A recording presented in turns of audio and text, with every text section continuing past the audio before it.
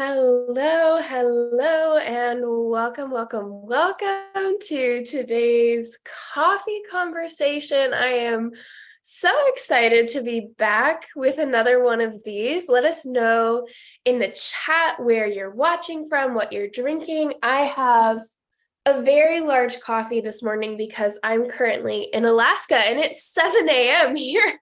So I need all the caffeine this morning to be here with you guys, but We might so need to excited. change our coffee conversation times now that it's not like noon for you. No, this is great. I get to start my day off with you guys. That's fantastic. I love But I it. will say you'll have to excuse my voice today. I am recovering from some kind of cold fever something yesterday. So this is what we get. Do you think you caught it on the airplane heading up there? I honestly think it was just my body detoxing all of the emotional chaos I've had for the past couple of weeks. So for those of you who don't know, I just went on a week-long trip to Bozeman to see Christine for the first time in person. And then I made my way over here to Alaska. I'm about an hour north of Anchorage, for those of you who know Alaska geography. And I'm here for about 3.5 months. But as everybody knows, the process of moving is a little stressful. So I think it was just between that and some personal things that have been going on. I think it was just my body just clearing everything out. And so I'm grateful I was able to give it the time and the space to do so. And I'm also grateful that I'm good enough to be back here with you guys today. Yay, I'm glad you're feeling better. Well, I am drinking my Americano out of my Reiki Cafe University mug. I finally opened up the box. I'm still waiting to move. And I'm like, all right, I need a coffee mug.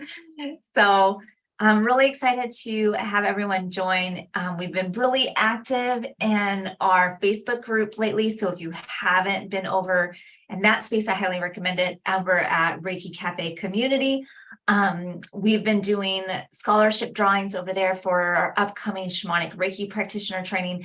And today's coffee conversation just goes right along with that topic of Shamanic Reiki is psychic protection. Now, I'm like, part of me is like, I want to give you guys a quiz. If you guys have been watching us for any length of time, you know the answer to this question. I think we answer this question like every 3 months, it seems like. And it's important too, because it all comes back to a place of how's your self-care? How's your self-care? And that's going to reflect what kind of psychic protection happens organically for you. And so we're going to get all into that today. So if you are watching, please be sure to stay to the end. We're going to do a scholarship drawing at the end. Please feel free to use the chat box here on YouTube to let us know anything from what you're drinking to where you're listening from to any questions that you might have. We really want to be engaged with you as we have this conversation. So if you are currently struggling with the concept of psychic protection or feel like you have been psychically attacked, please let us know in the comments so that we can help you address it, because I mean, we're here. Why not, right? We love you guys. Anything else I'm missing, Izzy, that we want to address before we kind of dive in? No, I don't think so. The only thing I'll say is for everybody who's just joining us, I'm watching our numbers over on YouTube. For everybody who's just joining us, be sure to stay to the end because we're going to be doing a scholarship giveaway for our Shamanic Reiki practitioner training program. So if you enjoy the topics that we talk about today, if you are an empath and you want to learn more about psychic protection, connecting with your guides, chakra analysis, cord cutting, all of the things, this program is a really excellent opportunity to do that. So be sure to stay to the end. Awesome. I feel like we should start off by explaining what an empath is. Now, if you guys haven't listened, we have a whole podcast on the empaths and the difference between empaths and clairsentience and all the other spiritual gifts. So if you haven't checked out Reiki Cafe Radio, make sure you're following there too. But I think this is important when we talk about psychic protection for empaths. We're really kind of narrowing down the conversation because empaths are unique little attractors because empaths feel into other people's energies. And as they feel into other people's energies, they want to help let everyone feel okay. They want to help neutralize situations. And so empaths tend to be more of the people pleasers. They tend to be more of the ones that want to take on other people's burdens so that they can help the situation neutralize. And so that's what made, an important distinction too, is because I think when we're connected with somebody and we have that loving connection, even if we're not an empath, in happy situations, we tend to feel happy for this person that we care about. But with empaths, what it really is, to me at least, is their ability to not only feel into someone's negative emotion or someone's burden, like you were saying, but to try and almost take it on as their own. And so if you've ever had that experience of walking around your house one day and suddenly your heart's racing, or you're really nauseous, or you're really sad, and there's no particular reason for it, it's just this feeling of all of a sudden you are just awash with this emotion that's not even necessarily yours. And if you've done any digging into this, you know that one of the best techniques for when this happens is to ask yourself, is this emotion mine? And for an empath, 9 times out of 10, the answer is going to be no, this isn't my emotion. I'm trying to take it on from someone else. And I think it's so important when we're talking about what it means to be an empath to understand the difference between the pop culture reference of being an empath and the actual spiritual reality of being an empath. Because as human beings, we are naturally empathetic creatures. We are naturally social creatures that pick up on each other's cues. That's a lot of how our nervous system functions, is by connecting with and syncing up with the people around us. That's just an inherent part of being a human being. But when we're talking about being an empath, it's this transition from the normal social interaction and nervous system syncing of a human that then turns into this, you have a spiritual gift of most likely clairsentience, clairtangence, some kind of clear feeling or knowing that you then kind of translate into, or put that gift into, something that is socially acceptable, i.e., being able to read into someone's emotions and then use that to help fix the situation, help make the person feel better, etc. And so I find that a lot of times, and this isn't necessarily across the board, but a lot of times empaths are born from being a child of trauma, because we learn that we are safe when we can take other people's emotions on and predict what's going to happen and fix the situation and be the people pleaser and have the perfect response, et cetera, et cetera. And so being an empath is more than just, oh, I can feel what this person is feeling and I want to give them a hug and make it better. It's really this psycho-spiritual experience that's occurring on all levels of your being of, yes, we have that nervous system syncing. We have that emotional transience between two people, but we also have this spiritual aspect where we have this spiritual gift that's now being channeled into this person. And it can happen whether you're in the same room as them or not, right? It's kind of like when we talk about Reiki, when we start talking about the world of energy and feeling, it can transcend space and time. And so I remember, for me in particular, I had this one friend, and I think as empaths, you have the ability to read into everybody, but you'll find that there are a couple people that you can just always know exactly what they're feeling, what they're thinking. And I had one friend like that before I learned how to set energetic boundaries, which is what we'll talk about today, where I could just tell every single time he had any anxiety, any sadness, anything. And it got to the point where I would be able to just shoot him a text and be like, hey, you okay? And he'd be like, no. And that is an example of an empath, but it's also an example of an unhealthy energetic boundary, which is why we're having this conversation today, because I think that way of interacting with people when you're an empath, of just being able to be like, hey, you okay? Because I can feel your anxiety. It's been normalized, even though it's not necessarily a healthy response. And so as the young people of today are being more energetically open and available and kind of like online, we have to kind of watch our children too. So as a mom of an empath, as a spiritual little creature who just absorbs everything, she also can tell when I'm feeling off and what my emotions are and all of these things. And to the point where she'll even take a migraine from me. And then she's the one who's got the migraine and throwing up, and she's 10. And I'm like, absolutely not. So then like a few days after my last migraine, I was getting another one, like a repeat.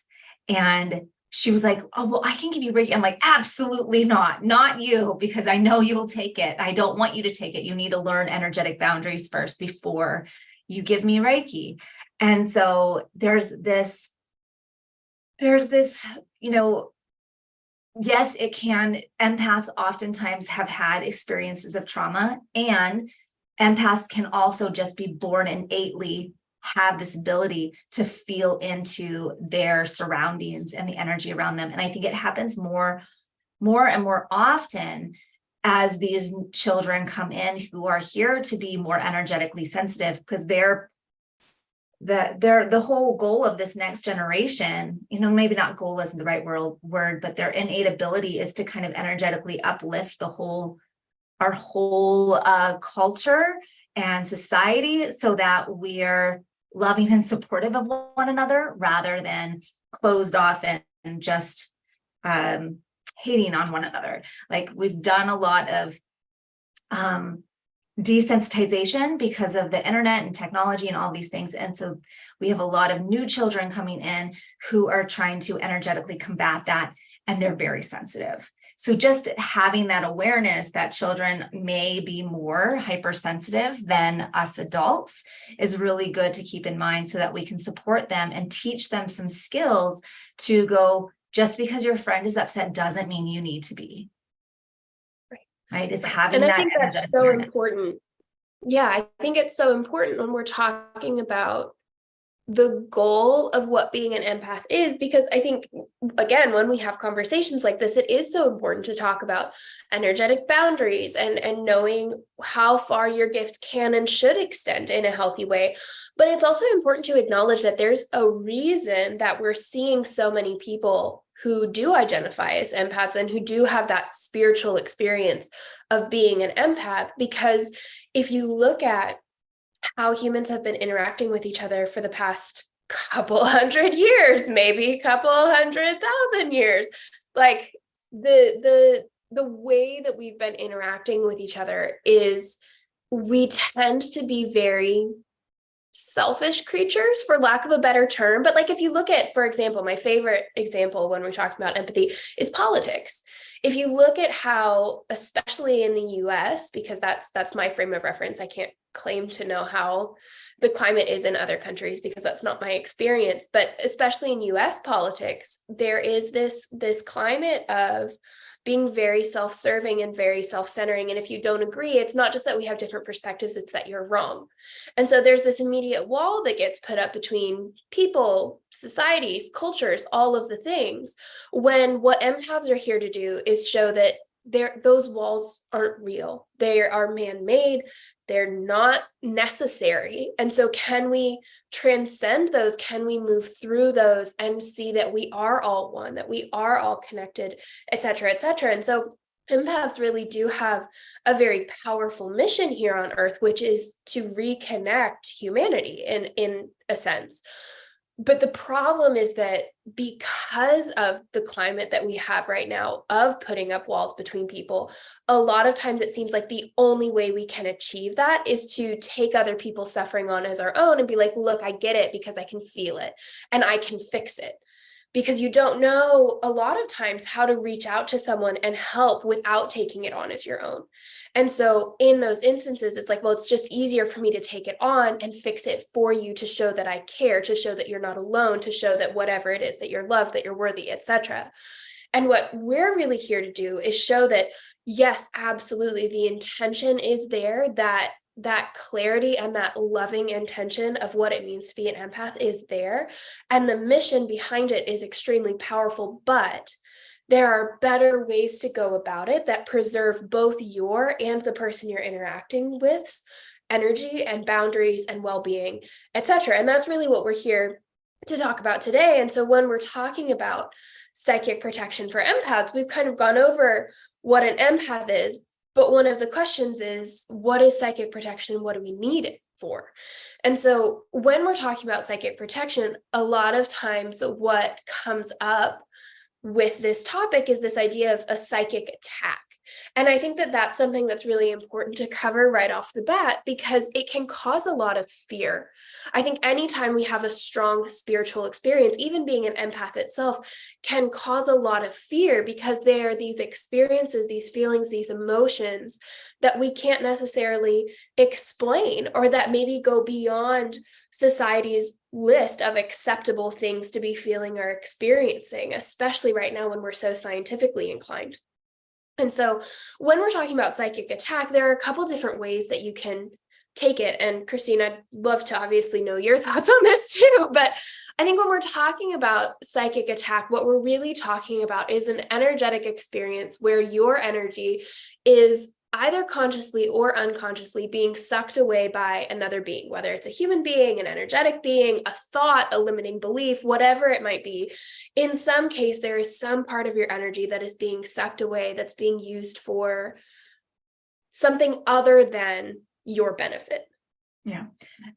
Things I would add to that is oftentimes psychic attacks can come in the form of nightmares, some things that are happening through your psyche, through energy. So if you're having really odd nightmares that are just off the wall and they're just disturbing, though that can be a psychic attack from another person in your life.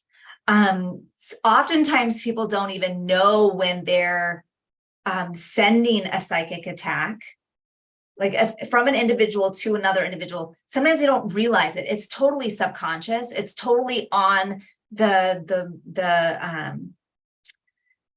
realm of like, I just have negative feelings towards this person so intensely, but they're not energetically aware of what that power behind it is. So when you think of psychic attack, we often think of like someone who is doing voodoo and like sending off bad vibes on purpose. And there's a whole realm of like, no, there's individuals who have ill wishes towards you and you're open to receiving that. And so you feel their negative energy come through, whether it's through their tone of the voice or their the way they passive aggressiveness or direct aggressiveness, or their spiritual thoughts about you. And that's what I mean when it comes to nightmares. So for example, my first husband, when we got a divorce, I was having really odd dreams for years and I couldn't figure it out. And I was dreaming about cheating on my then current husband. And I'm like, I don't know where this is coming from. And it wasn't with my first husband. It was just cheating. And it didn't make any rational sense to me because I was in a content relationship at the time. I had no sexual desire outside of my marriage, anything and yet here I am 6 out of 7 nights having dreams. And then it took me talking to another, a colleague in the spiritual world. And she's like, oh, your ex-husband's super jealous. He's sending these all to you. You need to close up your crown chakra before you go to bed and just connect to divine source because he's sending you this energy and you need to have better energetic protect boundaries, right? And so my whole life purpose of having my first husband was all about boundaries, emotional boundaries, energetic boundaries, psychic boundaries, physical boundaries, all of it. That was the lesson in that relationship. And so I had already moved through a lot of those other layers. Physical boundaries, I moved away. Physical boundaries, when the phone rang, I didn't answer it. I would let it go to voicemail and call him back when I was ready. Those are physical and emotional boundaries. And then more emotional boundaries. Like I would put things in place to make sure that I was energetically prepared to have that phone call or to have any kind of interactions, called on Archangel Urbanox, all of the things, right? Like I was doing what I needed to do to have energetic boundaries. And then this was the last straw, was the psychic boundaries of like, who knew I needed to close up my crown chakra? As soon as I energetically pulled back and stopped caring, that's the key here. I stopped caring about his energy, his experience, it's not my responsibility to take care of him or care at all, then it stopped coming because he couldn't tap into my energy anymore and draw it out. So when I stopped caring about his behavior, then he could no longer tap into mine. Does that make sense? Yeah. And I think that's so important. I love what you were saying right at the beginning, and then we can circle back around. But what you were saying about how it can even be just someone's intense feeling about you coming out in their words. It reminded me of, I believe it's the book, The Four Agreements, which I think everybody here has probably read, but it talks about how our words are like arrows, and they can, a lot of times they're poison arrows. And that has just always stuck with me. Because I think as an empath, no matter what someone is saying, the word is like an arrow and you feel it in your chest, in your stomach, in wherever it is. It's just constantly penetrating your energy.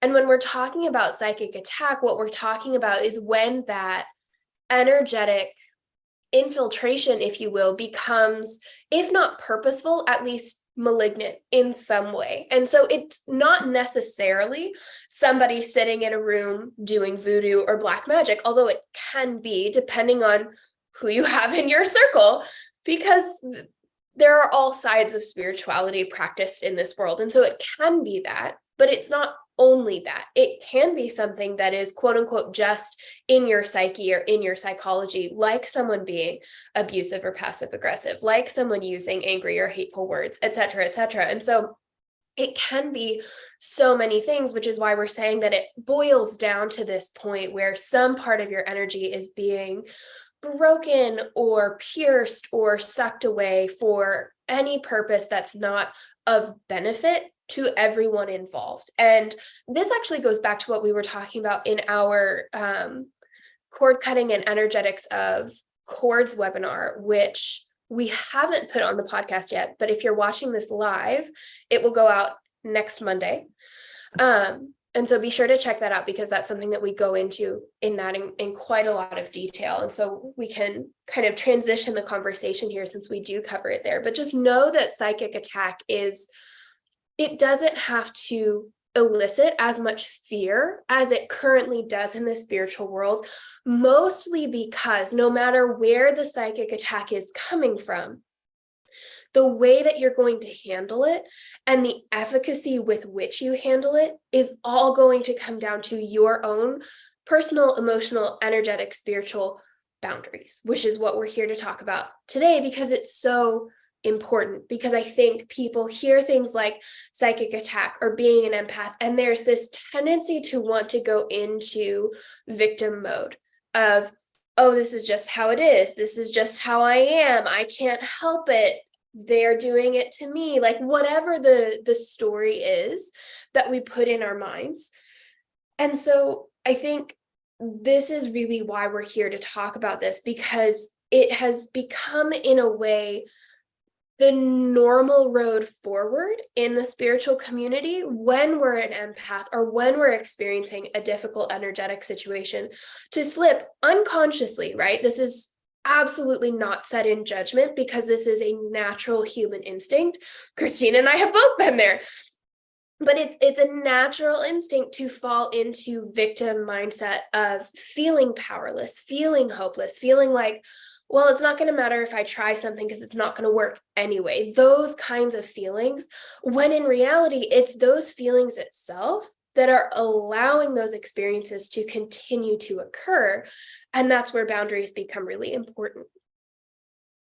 So I want to say something about this victimhood mentality, because we all go there at some point, and 90%, 95% of society is living in the victimhood mindset. And one of my main objectives in all of our programs and our work here at Reiki Cafe University is help bring individuals from victimhood mindset into an empowered state of being. And this week, I was really triggered on being called out as a narcissist. And I had to take a moment. I had to take a hot minute, you guys, like seriously. I was really like so angry someone would actually call me that. And I had to take a hot minute to go, now I can accept this. This is that arrow. This is their word arrows that they're sending me. And so I can say, yes, I accept this. I'm a bad person. I'm a victim. They're attacking me. I can point my fingers at like, but you did this and you did that. And I could get into that. And because I'm so grateful for all of the work and the training that I've had to get to me to this point, to recognize that's an arrow. And now I can consciously go, I do not accept that. I'm rejecting that statement. I do not accept that in my being. And no, I am not a victim. I'm still in my empowered state of being. So what can I learn from this? What can I learn from this? So I take it as an opportunity to reflect on what is true. What is my truth? What my truth was is like, I go to a community garden, I pick extra food for the individuals who are too old to pick themselves. I do the harvesting for them. That I bend over backwards for my students. Like I volunteer at my child's school regularly, that I have somehow become their homesteading advocate teacher. I don't even know how I got there. I have been their energetic awareness teacher. Like I give back all the time in almost every area of my life. So do I accept this gift of being told that I'm a bad person?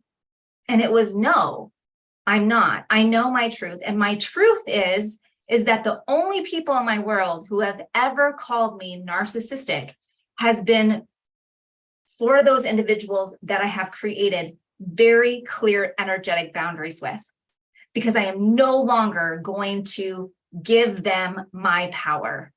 I'm no longer going to give them my energy for just no reason.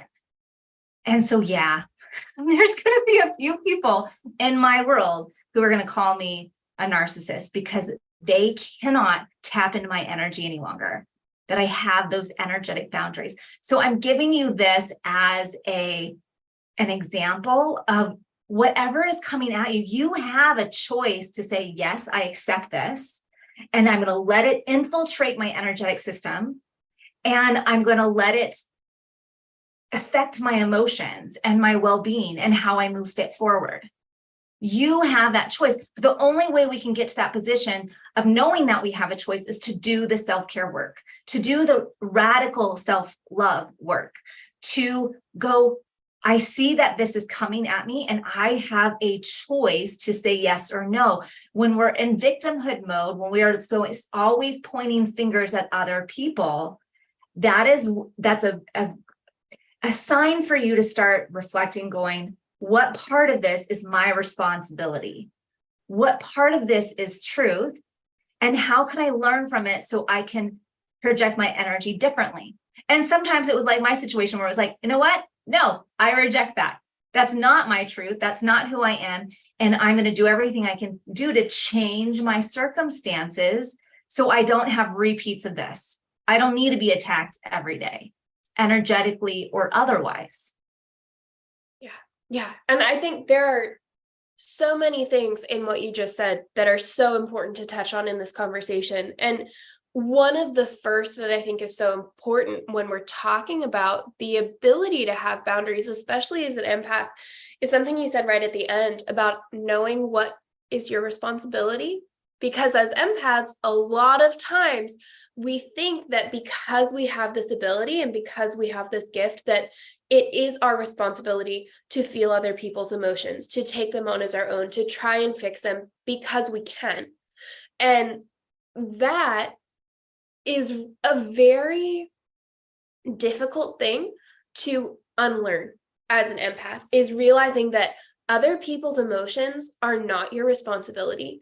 Other people's well-being is not your responsibility. What other people think about you, themselves, the world, also not your responsibility. And this is such an important question that I'm about to ask, that I want you to approach with an open mind, because chances are it's going to bring up a lot of emotions.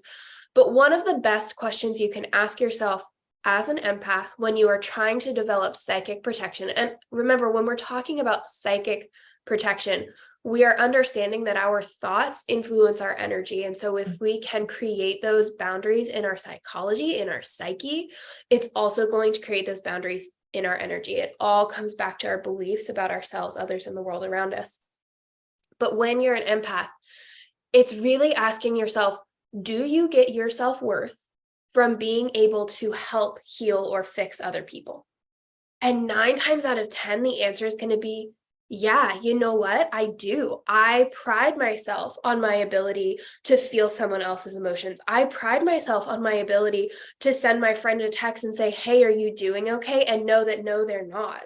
I pride myself on my ability to be able to go into a situation and fix it. And I'm not saying that those are bad things, but what I'm saying is that when that becomes the source of our self-worth, when that becomes our thought of, I am a worthy human being because I love so intensely, or I feel so intensely, or I can help other people, or these kinds of things, what we're really saying is I have given my worth to someone else outside of me, whether it's a single person that you're really connected with, or just the general someone else. As an empath, you have now given your worth to them. They are now determining if you are a worthy human being. And so when we're talking about being in a relationship or a marriage or a friendship, you might find that if a day goes by when you're not able, or there's not a strong enough emotion for you to pick up on, you're going to feel less worthy as a human being, or you're going to worry about your security in that relationship or that friendship or that marriage or whatever it is, because this thing that you've been basing your worth on wasn't there today. And that is really where it becomes so clear that boundaries are so important, because when we give our worth away to other people, we have nothing left to be able to protect ourselves, because what we're saying when we do that is that we believe that in and of ourselves, we aren't worthy. And I feel like this is such a common primal wound for the empath, is this feeling of, in and of ourselves, away from other people, separate from our gifts, we're not worthy.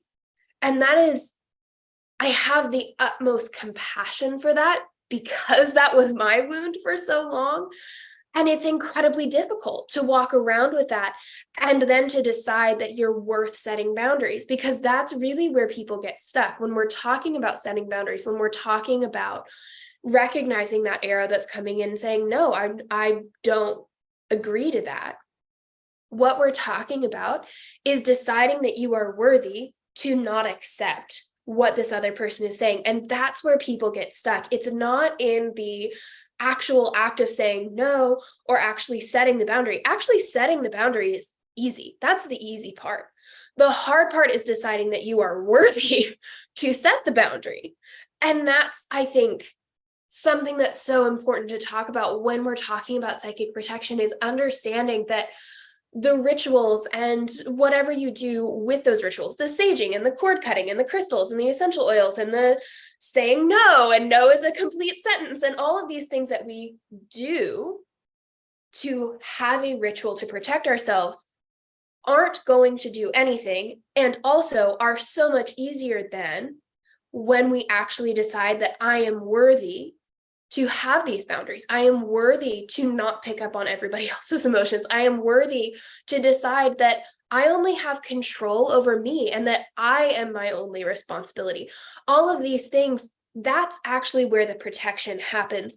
None of the rest of it technically matters if we have that one solid belief that I am worthy, and that none of the rest of this is my responsibility. I am my own responsibility, and I am worthy for that to be enough. If you can say that and believe it, that's all the psychic protection you are ever going to need. Because from that point forward, anytime someone comes at you, whether psychologically, emotionally, spiritually, whatever, with any kind of action, intention, thought, etc., that tells you you aren't worthy, you're going to be able to look at it and be like, no, but I am.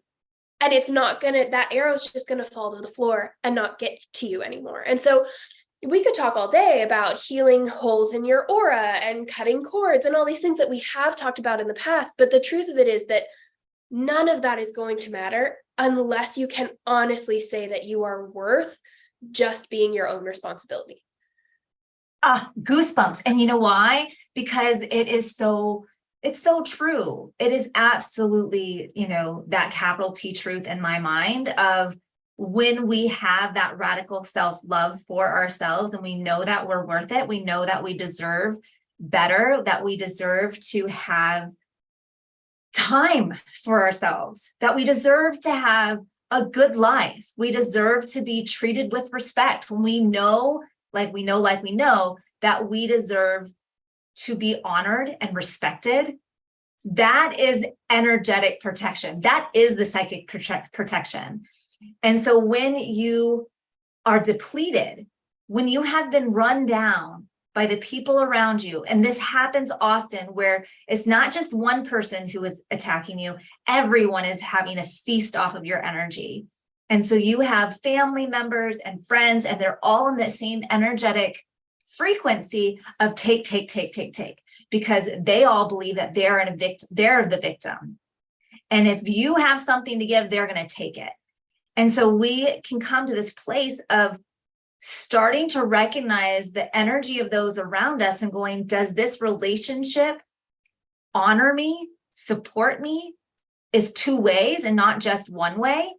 Because this has nothing to do with having a mutually supportive relationship. There are some relationships that are beautiful and that there's a give and take flow. That's not what we're talking about. It's when someone is knocking you down, chipping away at your self-worth so that they can manipulate you and take your energy.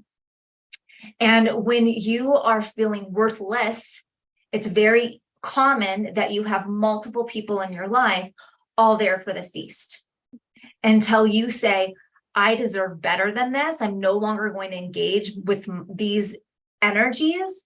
That you lift yourself out of that situation and you attract new relationships. You attract new healthy relationships and perhaps a new family, because you're no longer willing to lower your self-esteem and your self-worth to accommodate those around you who just want to play into victimhood. And so notice when you are around a group of people and they're all complaining. They're all complaining about their husbands. They're all complaining about the job market. They're all complaining about the housing market. They're all complaining about politics. If they're all complaining, it doesn't really matter about what. Recognize their energy as victim. They're the victim of.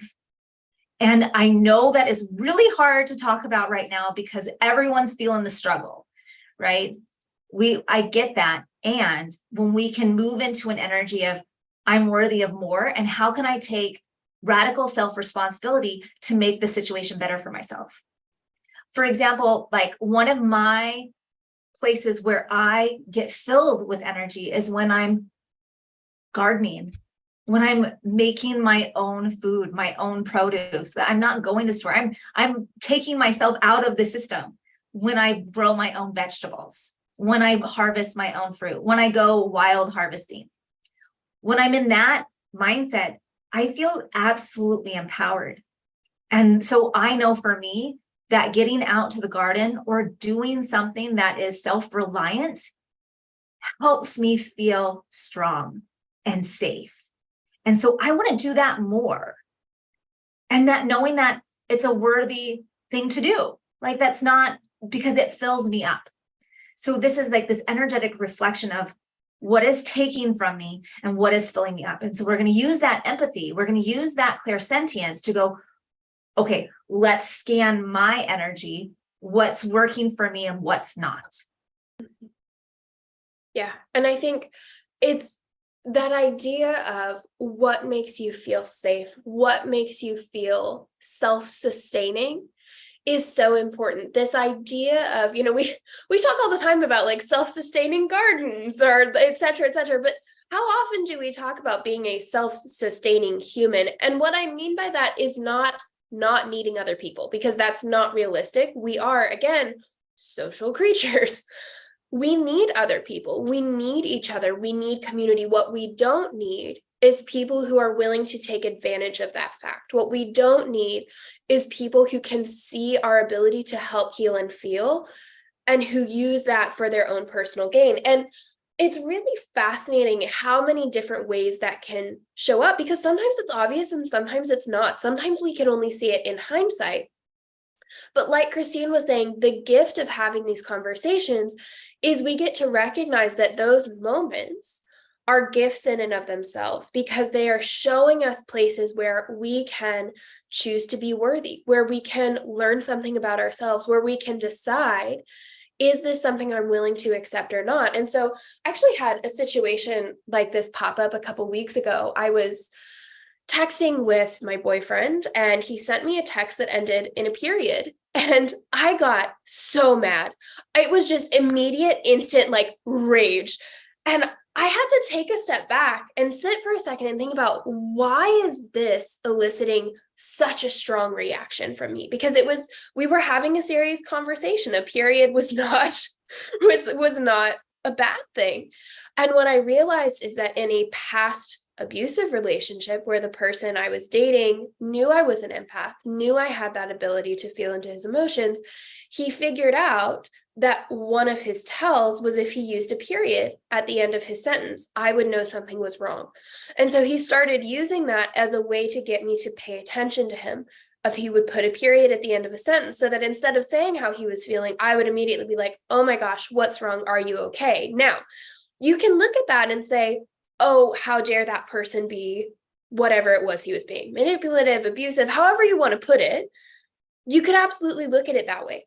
I look at it now and I think, how low was my own self-esteem and my lack of boundaries to be able to allow that to happen? And not only to allow it to happen, but to rise to the occasion and say, oh my gosh, are you okay? How can I help?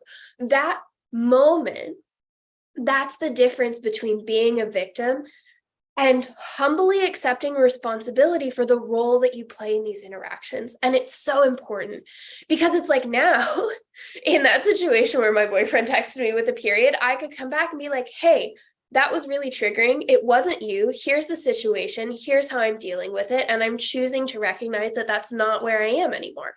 And it's that ability to step into it and to say, I can look back, and do I wish I had been able to realize it in the moment? Yeah, absolutely. But was I there in my own journey? No. And that's okay, because it's all a process. And so even those times where you don't recognize it in the moment, but you only recognize it in hindsight, it doesn't matter, because no matter when you recognize it or how you recognize that you're doing it, the ability to notice it and the ability to say, oh, this was a time where I didn't have my boundaries up, or I didn't think I was worthy to have those boundaries up. Those are an opportunity for you to really take a moment and assess, do I actually believe I'm worthy? And if the answer is no, why not? And I think this is something that you come back to again and again and again in your process of developing psychic protection as an empath, because I think it's so easy to want it to be this one and done, am I worthy or am I not conversation. And it's like the first time you decide, yes, I'm worthy, that's it, you're done. And that's not how it works. I see it almost as like putting a puzzle together of like, you have all these little pieces of feeling and believing that you're worthy. And then one day you realize, oh, this one was missing too. And can I put that in? Can I let that piece kind of settle into my overall belief that I am worthy? And that's why we continue to have these conversations. And that's why some days talking about setting boundaries or believing you're worthy or all of these things is difficult, because it's not just a one and done. It's a process.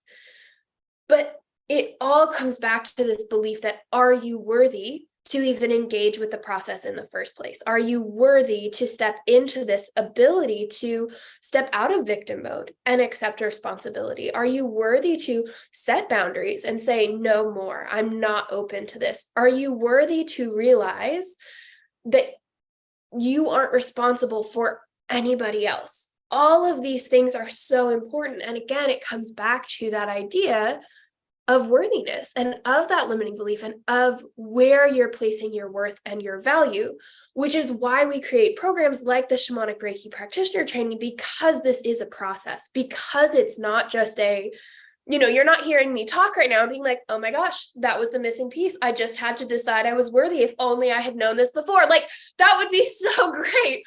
my little sister was talking to me the other day, and she said something about not robbing a bank. And I was like, well, how would you not rob a bank? And she was like, well, you just wouldn't do it. And I was like, well, obviously, you just would not rob the bank. And she was saying it like it was the most obvious thing. And that's become my joke for things like this, where it's like, well, how do you decide that you're worthy? You just do it. And like, wouldn't it be nice if it was that easy? But it's not. It is a process. It does take time. And that's why we create these programs, these containers where you're not alone. You have a community that's walking right along with you. So on the days where it's harder, on the days where the puzzle pieces just aren't fitting, you have other people to hold you up and create a safe space for you to just exist, so that you aren't alone, so that you aren't falling behind, so that you aren't letting yourself be dragged back into victim mindset or that feeling that you are broken or not enough. You have other people who are willing to shine that light on you and say, even now, even on the hard days, you are worthy, you are enough. And in that, you have professors and support team and education and all of these things to help teach you energetic boundaries, to help teach you psychic protection rituals, to help teach you how to change from believing you aren't worthy to believing that you are. And not just believing that you are, but knowing that you are. And that process, when you have the ability, the time, the space, and the support to do it in such a profound and deep way, is an amazing thing. Yes. Yeah.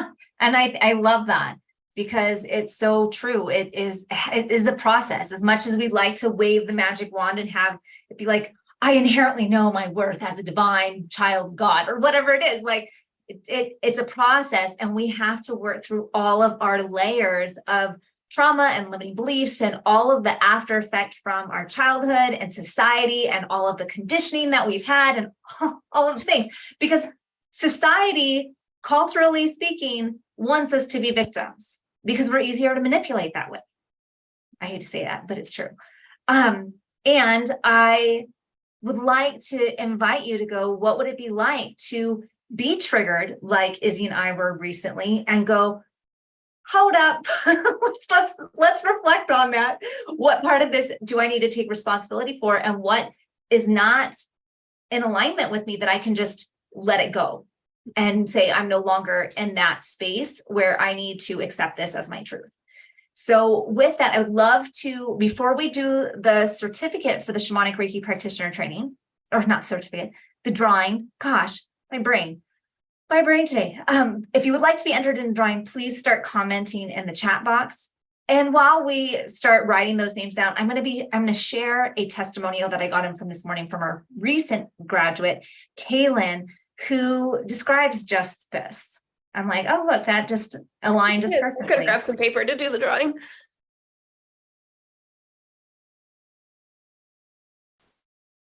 When I decided to sign up for the Shamanic Practitioner training, I had been listening to the podcast from Reiki Cafe for a little over a year. I had just started working with clients using Reiki, and I was having a lot come up in my sessions that I just didn't really know what they meant, what to do with. I kind of felt a little crazy. But then I reached out to Christine, and she really recommended the Shamanic Practitioner course. The sense of community you get with your group, it's just phenomenal. Being able to work with each other and not feel judged, and being okay with where you're at in your practice was wonderful. I was very new to my practice. I wanted to learn to work with my spirit team a little more, meet my spirit guide, and maybe kind of deepen my intuition and maybe my clairvoyance.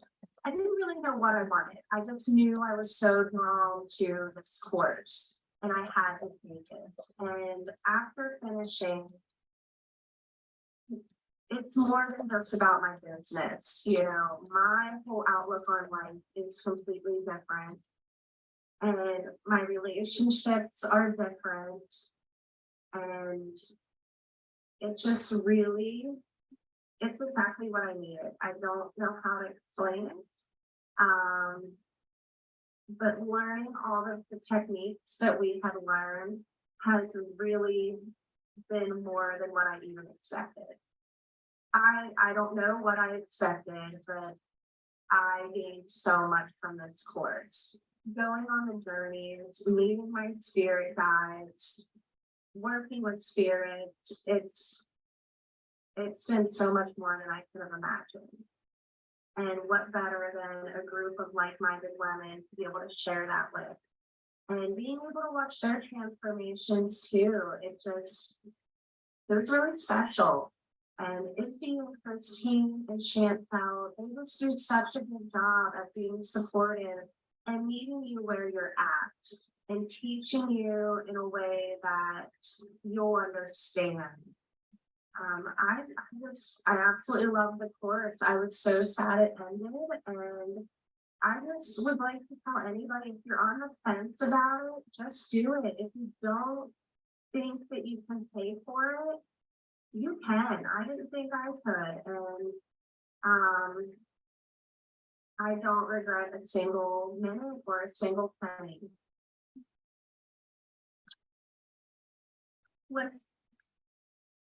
Beautiful. I love Kaylin. She's joined us now for the Advanced Shamanic Reiki Practitioner Training. Super excited to start with her next week on that phase, and really would love to open up this time for you guys if there's any questions, but we'd love to do a drawing for the Shamanic Reiki Practitioner Training. We start in about a week and a half, 10 days. We're going to be sending out our schedule poll, our survey, to go out to all of our enrolled students at the end of the week to start coming up with our call schedule. We take your schedule into consideration. As long as you are enrolled, totally enrolled by this weekend, you'll have a say in what the call schedule is, which is why we don't have an official start date. It's like we'll start about September 17th, because we really are committed to making sure all of our students can attend at least one call a week. And we do that by sending out a survey. So we will be coming up with that call schedule soon. And as we're wrapping up our launch, we'd love to invite you for this amazing opportunity. All right, Izzy's going to do the drawing. Woohoo. Let's do this first one for $400. If you want in, let us know in the chat. If you haven't put your name, you want to be in. Who do we got? We have Rachel. Congratulations. $400. I love it. Okay, we're going to do another one for $300. Bonnie, congratulations. Super excited for you. $300 scholarship. And we're going to do one more for $200.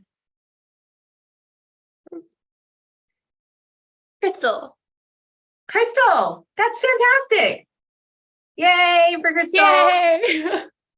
Congratulations, guys. It's so exciting. If you haven't already put in your application, I know Crystal has, but if you haven't already put in your application, if you haven't already thought about joining us, fill in your application and we'll write your names down. We've got your names. So when you fill in your application and schedule a connect call with us, we'll immediately apply your scholarship to your tuition. So if you have questions, let us know. You can Facebook message us, you can send us an email, you can comment in the comment section, let us know. We'll post the link to the course so that you can go in, learn a little bit more about what it is. If you don't know already, submit your application, book a call with us, and we'll immediately apply your scholarship to your tuition if you won one today. If not, apply anyway. If you're feeling the call, if you're excited about what we've been talking about today, if it's been resonating with you, if you've had a lot of aha moments, either from today's conversation or any of the other conversations that we've done, know that our Shamanic Reiki practitioner training is essentially 6 months of this, but it's this plus getting to interact with fellow students, getting to have that one-on-one support of learning new skills, learning more about yourself, getting the tools to develop your intuition, talk with your spirit guides, learn how to shamanic journey, learn techniques like cord cutting and chakra analysis and soul retrieval and intrusive object removal and all of these things. learning how to use sound healing, like the shamanic drum in your sessions, et cetera, et cetera, et cetera. So it's, if you are already in love with these kinds of conversations, and I just want to thank everybody who reaches out to us to tell you that you enjoy these, because it really does help us to know how we can support you and the community at large better. But if you love these conversations, if you love coming together with us in the mornings and having these thought shares, know that this is essentially the light, very, very light version of our courses. And you would get this for 6 months long in this container that is full of education, communication, and support. And so if you're interested, submit an application, no commitment required, just some words on a piece of digital paper. And then we can talk and see if this is for you and if this really is your next step. Yes, absolutely. I welcome everyone. We are, the only prerequisite is that you need to be a Reiki level 2. And otherwise, like Izzy said, it's this, but deeper and more extensive. And we have workbooks and pre-recorded videos and live calls and so much support and accountability in the program so that you can do this deeper work. And Bonnie, I gotta say, Zero Limits is one of my favorite books. I have read it like 5 times. And so if you're enjoying that content, I know you'll like this too. With that, thank you all so much for being here. Feel free to DM us over on Facebook Messenger, email us, reach out. We'd love to jump on a call with you. If you go to the website, ReikiCafeUNI.com, that'll bring up the website with everything all about Shamanic Reiki practitioner training, as well as the link for the application and to link to book to a call. So with that, thank you all so much for being here. And I hope you